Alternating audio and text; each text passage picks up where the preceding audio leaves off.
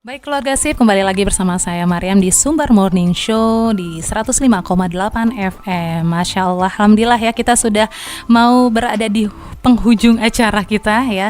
Tapi ini justru ini acara puncaknya ya, yang insya Allah kita akan ada narsumnya langsung. Tadi kan kita udah ngebahas nih gimana sih tentang para orang tua yang sedang pusing ya untuk mempersiapkan keuangan. Tadi kita sudah bagikan juga tipsnya gimana supaya nggak boncos ya di minggu pertama ini. Jangan sampai nanti happy di awal bulan ya, tahu-tahu minggu depan kita sudah menangis karena tidak menyiapkan pos-pos untuk pengeluaran kita. Dan sekarang kita akan bertanya dengan versi anak mudanya ya, untuk mahasiswanya itu sendiri. Nah, ini mungkin buat ayah bunda, terus juga buat teman-teman yang mendengarkan ya, silakan mau join, kita bisa line interaktif di 0821 7459 7178 atau bisa saksikan live kita di SIP FM di akun TikTok, dan kebetulan di akun saya pribadi juga di Mariam Asmit di Instagram maupun di TikTok. Kita ada 3 live nih hari ini nih ya untuk di media sosial. Plus tentunya yang sudah sampai di tempat yang nggak bisa lagi dengerin kita radio di jalan, silakan masuk di www.sipsumbar.com, tinggal bisa klik langsung streaming kita, radio kita di sana. Baik, kita sapa aja untuk Kakak Aini. Assalamualaikum Kak. Waalaikumsalam. Masya Allah. Iya, aduh, gimana kabarnya Kak pagi ini? Alhamdulillah baik seperti biasa. Insyaallah. Alhamdulillah ya, sehat selalu ya. Nah, kalau Kakak sekarang tahun keberapa nih Kak? Alhamdulillah tahun terakhir. Oh, udah tahun terakhir. Oh, aduh, ini berarti udah banyak nih asam garamnya ya. Nah, ini kita tadi kan banyak nih Kak orang tua yang interaktif ke kita, pusing ya kan untuk menyiapkan anak-anaknya karena banyak maunya nih. Minta beliin laptop, mau milih tempat tinggalnya yang agak-agak bagus gitu kan. Nah, mungkin nih sekarang nih dari memang mahasiswanya nih Kak, gimana sih Kak supaya kita menyiapkan segala halnya tidak boncos ya, terutama mungkin kita yang ekonominya middle nih, menyiapkan perlengkapan kita gitu kan, terus tempat tinggal, ada tipsnya nih Kak, coba diceritakan dulu. Sebelum tips itu kita mau cerita dulu deh, Kak sekarang kuliah di mana nih Kak? Oke, bismillah. Assalamualaikum. Perkenalkan, aku Aini. Alhamdulillah sekarang sedang berkuliah di Lipia, kampus Lipia Jakarta, di Pasar Minggu tepatnya. Iya. Apa tuh Kak Lipia? Mungkin nih pendengar kita nih nggak tahu nih. Iya. Lipia ini kepanjangannya Lembaga Islam Ilmu Pengetahuan Islam dan Arab. Oke. Nah, jadi Lipia ini merupakan kampus cabang dari Jamiah atau Universitas di Arab Saudi.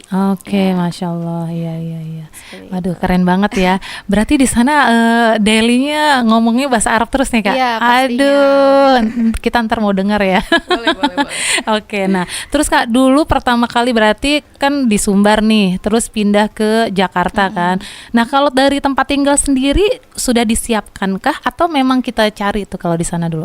Oke, sebenarnya ini kembali ke latar belakang masing-masing ya. Iya, betul. Bu ya, jadi kalau Aini pribadi, ketika sebelum berangkat itu memang sudah mulai mencari-cari. Jadi ketika di sana kita udah punya tempat tinggal yang pasti gitu ya. Jadi bukan berangkat dulu, kemudian nanti di sana kemudian baru mulai mencari-cari. Itu biasanya agak bingung. Apalagi kalau kita baru merantau pertama kali ya, belum punya kenalan atau relasi segala macam. Nah, Aini sudah mulai mencari tahu kira-kira tempat yang strategis dekat dari kampus apa, kemudian dengan biayanya yang tidak begitu tinggi gitu kan. Dan sebenarnya banyak opsi pilihan yang bisa teman-teman atau calon mahasiswa dapatkan. Salah satunya itu kalau tempat tinggal wisma. Wisma biasanya di setiap kampus pasti ada wismanya gitu, atau asrama. Iya, betul. Nah, di situ biasanya dari segi biaya lebih rendah, relatif lebih rendah, dan sudah disediakan banyak fasilitas. Kita udah tinggal numpang tinggal lah gitu istilahnya. Kemudian kita fokus kepada jadwal perkuliahan. Nah, pastinya juga ada jadwal-jadwalnya tersendiri kalau tinggal di wisma dan asrama. Tapi biasanya ada tapi. Nah, iya, tapi itu kita lebih terikat Oke. daripada teman-teman mahasiswa yang lainnya yang memilih tinggal di kos tentunya kayak gitu. Tapi bisa tuh otomatis kita tinggal. Apakah ada seleksi lagi atau ada emang yang boleh di sana tuh ada orang-orang tertentu aja gitu kan? Iya, itu pasti punya kuotanya ya. Oke, berarti nggak semuanya bisa tinggal di sana ya? Iya, nggak semuanya. Dari sekian banyak mahasiswa, pasti yang memilih dan akhirnya terpilih untuk bisa bergabung di asrama itu setelah melewati proses seleksi juga. Oke, berarti ada seleksi. Mau masuk wismanya aja ada seleksi juga ya? Pastinya. Pusing ya, mau kampusnya aja udah ketat sekali kan. Nah, mau masuk wismanya pun ada seleksi khusus lagi. Nah, biasanya apa tuh Kak kalau misalnya di wisma tuh apa seleksinya? Kalau di beda-beda pastinya. Nah, kebetulan kalau di kampus di kampus Aini sendiri itu asramanya. Kalau untuk asrama tentu ada tes hafalan biasanya. Kemudian itu memperhatikan juga beberapa kondisi personal, misalnya dia kebiasaannya dan lain-lain halnya, karena di sana akan hidup bersama mungkin Jadi perlu beberapa pertimbangan untuk akhirnya memilih siapa saja yang bisa tinggal bersama. Terus juga kalau di rumah Quran itu biasanya memang hanya tes Quran aja sih kalau di rumah Quran. Memang kalau di wisma-wisma lainnya mungkin akan berbeda-beda sih. Berarti kalau misalnya nih ada nggak yang udah tinggal sebulan 2 bulan tahu-tahu ya agak nggak sesuai kriteria, bisa di-kick tiba-tiba nggak tuh dikeluarkan di tengah jalan? Bisa juga berarti. Termasuk Aini salah satu. Gimana tuh Kak, ceritain Kak? Kalau saya pribadi itu masuk asrama cuman bahkan nggak sampai 3 bulan, cuma sebulan. Kenapa tuh? Sebulan, karena memang keterikatan itu ya, dan beberapa mahasiswa mungkin bisa untuk setelah kuliah kembali ke tempat tinggal, kemudian udah kegiatan fokus di kegiatan di rumah. Tapi kalau ini pribadi itu memiliki beberapa kegiatan di luar sehingga tidak cocok waktunya. Jadi keterikatan di asrama butuh berkegiatan di luar juga, akhirnya kita dikeluarkan. Apalagi kalau kita mungkin yang anak-anak baru nih kan lagi semangatnya mereka tuh pengen explore macam-macam, pengen ikut UKM semuanya kayaknya mau diikutin ya. Apalagi yang suka olahraga ya kan, ada organisasi, ada kayak BEM, belum lagi nanti mungkin yang suka pencinta alam lah. Aduh, Oke, berarti itu sebenarnya nanti kembali ke personal lagi ya. Dia siap atau enggak. Apalagi mungkin yang dari SMP, SMA-nya boarding, tiba-tiba harus boarding lagi. Jadi memang takutnya ada kejenuhan juga ya. Tapi kembali lagi itu ke personal masing-masing. Oke. Nah, sekarang kita untuk persiapan nih, apa sih sebenarnya harus disiapkan dalam segi hal individualnya, dirinya gitu kan, sama perlengkapan apa sih yang Camaba nih harus siapkan gitu untuk kuliah? Oke, kalau pengalaman ya, mungkin kita based by experience ya, karena pengalaman ini pribadi itu dari perlengkapan tentu kita ini udah sebelum memilih perkuliahan itu ingin masuk kampus mana, itu udah memprediksi kira-kira kalau masuk kampus ini yang dibutuhkan apa, kemudian persiapannya seperti apa ya. Maka dari itu ini melihat di kampus yang sekarang ini sedang melaksanakan perkuliahan itu relatif tidak rumit ya, karena kita tidak memikirkan lagi biaya perkuliahan, kemudian untuk uang saku segala macam. Jadi ketika berangkat pertama kali itu alhamdulillah sudah lepas dari uang jajan atau uang saku dari orang tua. Gitu. Berarti itu di sana benar-benar udah di cover ya semuanya. Alhamdulillahnya kalau di kampus yang sekarang. Jadi mungkin beberapa teman-teman butuh mempersiapkan hitung-hitungan secara finansial, kira-kira menghitung berapa pengeluaran yang akan kita keluarkan ketika di sana, di rantau, dan banyak pastinya kalau lihat dari teman-teman yang berkuliah. Nah, alhamdulillahnya mungkin dengan perbedaan latar belakang, jadi sedikit gambaran seperti itu. Jadi persiapannya lebih santai kalau Aini ya. Berarti sekarang tinggalnya apa nih? Kos? Tinggalnya kebetulan ada asrama alumni. Kita ada satu rumah di situ, isinya alumni yang satu alma mater di pesantren. Jadi kita tinggal bareng-bareng. Tapi biayanya gimana? Sharing atau memang dibiayain dari kampus apa dari mana nih pembiayaannya? Karena kita sewa rumah sendiri, jadi kita sharing. Patungan ya. Oke, Sharing, siap. Nah, jadi itu apa namanya ya, ada plus minusnya lah pasti ya. Dan kembali lagi memang tergantung individualnya ya kan. Bisa nggak tuh dia hidup dengan ya kemandirian, berarti kan di luar kan. Nah, harus siap semuanya. Tapi kalau mau memang suka dengan boarding ya begitu lagi ya. Nah, berarti kan kembali ke individu. Sedangkan untuk kelengkapannya nih Kak, apa Kak ibaratnya yang disiapin? Harus beli laptop terbaru misalnya kan, harus nyiapin buku ini gitu. Apa Kak yang harus disiapkan? Sebenarnya seiring perjalanan ya. Kalau saya pribadi itu ketika awal masuk kuliah cukup tidak ribet. Kita mengandalkan buku-buku yang ada, kemudian paling uang-uang untuk mempersiapkan keuangan untuk membeli modul-modul, buku-buku, tentunya alat tulis itu sekitar 2 tahun masih manual gitu, pakai pulpen, pakai kertas seperti di masa sekolah. Tapi nanti masuk ke semester berikutnya atau kalau di kampus Aini pribadi itu masuk ke jenjang jami'i namanya. Nah, itu baru mulai perlu rasanya kita beli iPad atau laptop untuk pengerjaan makalah, terus tugas-tugas pasti lebih banyak daripada tahun-tahun awal kayak gitu. Jadi nggak mesti dipaksakan sih ketika awal kuliah harus udah lengkap. Kita udah punya iPad, udah punya laptop, udah punya banyak device ya. Itu tahun-tahun semester ketiga baru kita butuh lebih banyak lagi. Oh, justru baru semester 3 baru beli alat-alatnya ya. Oke. Terus kalau di sana ada praktek-praktek apakah gitu? Praktek balik lagi kalau di kampus ini dengan jurusan sastra Arab tidak banyak praktek. Ya paling hanya kita presentasi itu banyak. Presentasi bersama teman-teman ke depan itu banyak. Tapi kalau untuk praktek-praktek sendiri itu belum ya. Kalau jurusan sastra Arab. Sastra Arab. Berarti sekarang jurusannya memang sastra Arab ya. Oh, Masya Allah ya. Nanti akan kita dengarkan juga ya Kak ini dengan bahasa Arabnya. Terus kita tanya juga sebenarnya di sana ada organisasinya apa aja dan yang sudah diikuti. Terus juga sedangkan kalau mau aktif di luar tuh seperti apa, nanti akan kita saksikan ya. Tentunya setelah ceramah dari AA Agim. Oke, kita akan kembali keluarga Sip sesaat lagi. Baik keluarga Sip, kembali lagi di Sumber Morning Show ya.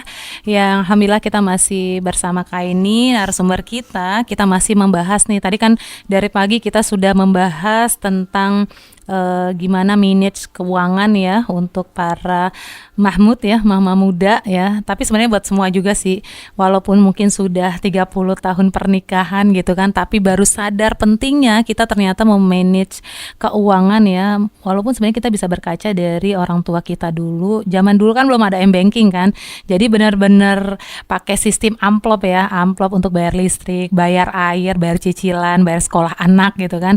Kalau sekarang sebenarnya langsung diposin aja pakai m-banking untuk bayar-bayar. Makanya sekarang ada reminder untuk pembayaran gitu kan. Nah, emang harus semuanya harus di planningkan sejak awal gitu ya. Baik, Kak ini kita lanjut lagi nih untuk discuss kita. Nah, tadi kita udah ngebahas ya apa aja sih yang harus disiapkan untuk teman-teman nih camaba ya, calon mahasiswa baru ya kan. Tadi udah harus mikirin tempat tinggalnya ya. Kalau mau dengan dunia perboardingan ya sudah masuk ke Wisma gitu kan.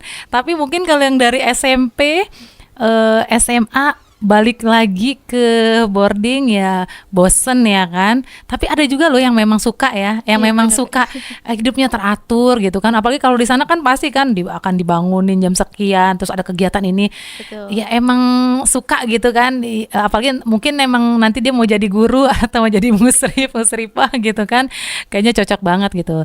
Tapi mungkin kalau orang yang suka explore untuk kegiatan di internal ataupun di eksternal gitu kan, memang kayaknya butuh tinggal di luar ya, tapi dengan segala macam apa sih istilahnya tantangan kan. Nah, tantangannya apa tuh Kak? Kalau di luar Kak, apakah dari circle temennya kita harus pilih-pilih temen gitu kan? Ataukah tantangannya jadi gampang kita jajan-jajan ya kan? Pasti kalau di luar kan, apalagi kalau tempat kos kita depannya segala macam jajanan. Waduh, ini uang saku bisa cepat menipis gitu kan, atau mungkin terlalu banyak gangguan, banyak ya pokoknya annoying banget lah kalau di luar gitu. Nah tantangannya apa Kak kalau kita nggak tinggal di asrama tuh, iya atau wisma? Kalau tantangan pertama pastinya manajemen waktu. Oke. Karena kan kita nggak ada yang ngaturin jadwal hariannya. Iya. Jadi mulai dari biasanya pagi itu kalau kita kelas pagi itu aman langsung masuk kuliah, kemudian setelahnya baru mikirin kegiatan. Kalau masuk kelas siang, nah biasanya kalau nggak ada jadwal, pasti paginya molor aja di kasur atau kita bingung. Kalau misalnya alhamdulillahnya rajin, kita bisa prepare untuk pelajaran di kuliah, cuman itu ya justru menjadi tantangannya di manajemen waktu nomor satu kalau kita tidak tinggal di wisma atau asrama. Terus yang kedua pastinya juga manajemen keuangan. Nah itu kalau kita udah di asrama itu kita udah pengeluarannya jelas, pembayaran bulanannya berapa, itu udah makannya udah semua ditanggung di situ. Kalau enggak berarti kita harus mikirin hari ini kita mau makan apa, berapa pengeluarannya. Terus nanti kalau ada pengeluaran-pengeluaran yang tidak terduga, nah itu juga harus menjadi tantangan sendiri juga sih itu pastinya. Apalagi tukang mie tek-tek lewat ya, tukang pempek. Bener-bener. Aduh itu PR banget ya. Iya betul, apalagi anak-anak sekarang emang doyan jajan ya. Iya betul. Nah terus lagi tantangan paling besar juga dan paling berat tentunya itu tantangan lingkungan. Lingkungan, dimana kalau pastinya orang tua tuh kalau anak-anaknya merantau kuliah tentunya di luar pengawasan mereka, mereka pasti lebih mengharapkan lingkungan yang baik dan terjaga untuk anak-anaknya. Karena sekarang nggak hanya di Jawa ya, bahkan di Sumatera, di Padang pun sudah lingkungan dan pergaulan sudah sangat sangat miris ya, sangat miris ya. Jadi memang perlunya memilih tempat, lingkungan dan pertemanan yang baik juga gitu dimanapun sih kampusnya sebenarnya. Betul. Jadi kurang lebih itu tantangannya. Iya, ini aja istilahnya ya kita prodinya masih prodi agama ya. Tapi tetap aja lah ya yang namanya. Sekarang kita nggak mungkin pungkiri bahwa gadget ini ya bisa jadi pisau. Pisaunya mau dipakai untuk apa dulu nih kan? Pisau bermata dua, dia mau pakai untuk bikin makalah, nyari materi apa segala macam, bagus ya kan. Tapi ya kalau kita bisa dapat tontonan yang akhirnya merusak kita kan, makanya sekarang moralnya Masya Allah ya, karena memang kita dengerin berita yang mengerikan setiap hari ada terjadi ini gitu kan. Nah itu mungkin ya bikin orang tua jadi worry gitu ketika anaknya ngekos ya atau ngontrak rumah yang notabene nggak ada pengawasan gitu kan. Jadi benar-benar PR bener nih untuk orang tua gitu kan. Nah nah sekarang kita masuk ke tadi organisasi nih Kak. Nah kalau kayak ini kemarin ikut organisasi apa aja tuh kalau di kampus? Kalau di kampus sendiri, karena kampus Arab, jadi kita nggak punya organisasi langsung dari kampusnya. Itu organisasi luar kampus, salah satunya LDK, itu lembaga dakwah kampus. Itu ini sempat berkecimpung di LDK setahun, divisi kaderisasi. Nah, apa aja tuh Kak kegiatannya sana? Kalau di LDK sendiri itu sebenarnya lebih kepada bagaimana aktualisasi mahasiswa di luar kampus. Jadi di situ kita bisa ada banyak kajian-kajian, kemudian perkumpulan-perkumpulan yang menjaga lingkungan tadi. Itu salah satunya kita bisa temukan di organisasi LDK itu. Kemudian mungkin lebih banyaknya lagi kegiatan di luar kampus, organisasi-organisasi luar kampus. Apa aja tuh Kak yang diikuti? Salah satunya ini di komunitas ada bahasa Arab, komunitas Marhal Arabia, kemudian Fun Arabic karena emang backgroundnya Arab ya, jadi kita lebih mencari komunitas-komunitas atau kegiatan-kegiatan yang sewarna lah sama background. Terus lagi komunitas sosial juga ada, kemudian komunitas kemasyarakatan di sekitar lingkungan. Itu jujur lebih menarik setelah kita berkuliah, itu lebih menarik untuk dieksplor. Iya. Jadi ada warna baru ya, teman-teman baru gitu kan. Tapi Kak, secinta apa sih sama bahasa Arab nih sampai mau ngambil jurusan sastra Arab. Terus tadi ikut apa komunitas Marhal Arabia. Oh iya, itu apa tuh Kak? Itu apa tuh komunitasnya tuh? Komunitas Marhal Arabia ini memang masih baru, masih terhitung baru, Iya, karena memang iya. itu inisiasi oleh anak-anak mahasiswa kampus yang satu jurusan. Kita memilih untuk bisa menebarkan kebermanfaatan ini untuk teman-teman di luar kampus yang Arab yang kita Iya, dapat sekarang gitu iya, kan, karena iya. banyak sekali ternyata orang-orang yang pengen dan bisa belajar bahasa Arab, tapi mereka nggak punya akses langsung bisa Iya. berkuliah di kampus-kampus yang seperti Lipia mungkin salah Iya. satunya, kemudian banyak lagi sebenarnya kampus-kampus yang ada di Indonesia. Jadi kita hadirkan komunitas itu supaya orang-orang yang belum bisa belajar secara formal itu bisa join ke komunitas, bisa kita ajak ngobrol, sharing dan edukasi-edukasi sederhana sih Iya. sebenarnya tentang bahasa Arab. Berarti semua orang bisa ikut ya? Bisa, bisa. Oke, Emang berarti tujuannya. iya nggak mesti ini ya, nggak mesti Iya, orang yang jurusan apa sastra Arab iya tergabung di justru sana. Oh enggak ya, malah berarti justru orang amah pun boleh bergabung di sana. iya. Berarti komunitasnya itu memang ada kegiatan apa sih semacam pelatihan, workshop atau memang ada les-les gitu atau gimana tuh Kak? Untuk yang sekarang masih komunitas berkumpul dulu. Mm-mm, Nah, mm-mm. mungkin kedepannya nanti jangka panjangnya kita Iya. akan coba ada semacam marhala akademinya gitu jangka panjangnya Oke. insya Allah. Iya, Cuman yang iya. sekarang kita masih jadi media partner aja sih, Bu, media partner atau jadi mitra komunitas lain. Iya, iya. Ketika mereka mengadakan acara, marhala diundang untuk ngasih sesi Arabiknya kayak gitu. Ngadain posko-posko kayak gitu, tenan-tenan di acara-acara. Marhala Arabia ikut gitu. Oh, oke, iya. Dan pesertanya saat ini sudah berapa dan dari mana aja tuh? Kalau pesertanya masih di Jabodetabek. Oh, oke. Udah Jabodetabek ya? Ya, masih Oh, di Masya Allah. Jabodetabek aja, belum Iya, iya. ke Sumatera belum. Iya, iya. Dan itu masih di kalangan anak mahasiswa. Hmm, Mahasiswa. hmm. Karena mungkin branding atau wajah awalnya kelihatan di akun kita juga tuh Iya, anak-anak mahasiswa. iya. Jadi kebanyakan yang Yang memang baru berani ikut untuk itu ya. bergabung mahasiswa-mahasiswa juga. Dan event apa perdana yang udah dikerjakan apa tuh? Perdana kita mungkin agak berat ya, Iya. daurah kepalestinaan itu. Oh, Masya Ketika Allah. itu Iya, sama iya. sama Syekh juga pastinya berbahasa Arab. Nah, di situ Marhala dapat kesempatan untuk handle acara itu Oke. sebagai panitia. Iya, wah keren ya. Nah, justru dapat apa insight baru kan ya ketika ikut komunitas di luar kan, Betul, betul. yang kita nggak dapatkan di kampus. Karena kan sebagaimana kita ketahui kampus amat sangat formal gitu kan. Ya, memang kita tuh dapat pengetahuan, dapat pengalaman ya, justru memang di luar itu kan. Makanya kenapa kalau udah masuk dunia kampus itu ya kita harus bergerilya ya, cari sesuai passion kita gitu kan. Dan terlebih lagi memang harus memilih circle yang baik ya untuk meningkatkan grading kita ya. Kalau misalnya temennya sama itu aja gitu kan ya lama naik kelasnya gitu kan.